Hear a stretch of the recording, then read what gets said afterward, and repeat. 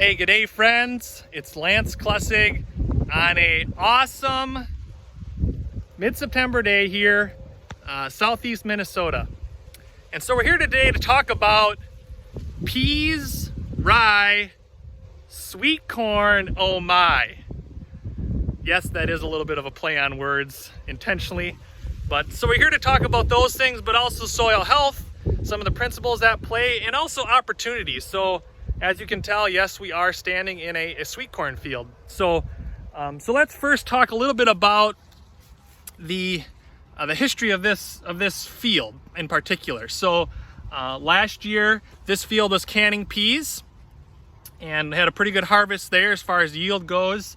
The farmer was then able to come in right away midsummer and plant a cover crop of cereal rye around, I think he told me between 100 to 120 pounds the acre. I just had the opportunity to talk a little bit here with him a few minutes ago. That was a blessing. And so what does that cover crop give us? Well, it gives us armor.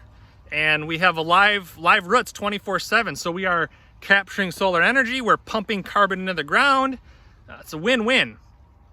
So then, then we have, erosion control too. We have a nice green, vibrant green cover crop that protects and insulates our soil.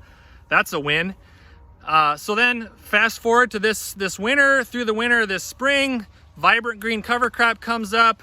Then they actually harvested it for forage. So they made silage out of it. Here you can see some of the residue or armor that's still left over that hasn't been decomposed by the soil biology yet.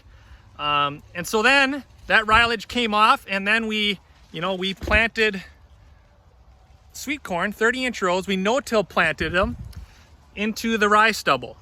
And so we have, we've got some armor. I mean, it's not perfect, but there is armor. And so what are the soil health principles that we have at play here?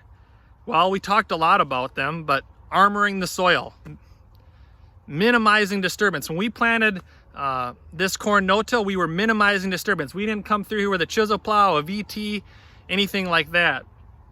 Our cover crop gave us live roots 24/7 all through the winter, protected the soil, insulated it, fed our soil biology, the underground herd. We also stacked some diversity in here. So instead of having just corn or soybeans, we have peas, a cool season grass like cereal rye, and then we have, a corn, warm season grass. So we have some diversity. Another soil health principle that's at play here is we have context. So maybe we're not happy with just growing corn or soybeans. The markets are hard to make money in, so we have an opportunity to grow something different. Canning crops. Say we're in a location that has canning crops. So again, we've embraced that here. We're trying to use what equipment we have. Maybe it's working with a neighbor if we don't have a no-till drill or something like that to get our cover crops planted. Maybe we use aerial, helicopter, or airplane. So that's context, a little bit about context. So, and then, we have some opportunities as well to think differently. So we have a cash flow here. This is going to be paid by the ton. The farmer's pretty optimistic. I mean, the corn, it actually looks really good for the limited amount of moisture. We were quite dry here this summer, and so we actually have pretty good sweet corn. But then we have an opportunity to actually capitalize here. So let's talk a little bit about that opportunity. So yes, we have 3 crops planted in 2 years: peas, rye, sweet corn, oh my. But actually we have 4 potential crops. How do you figure that, Lance?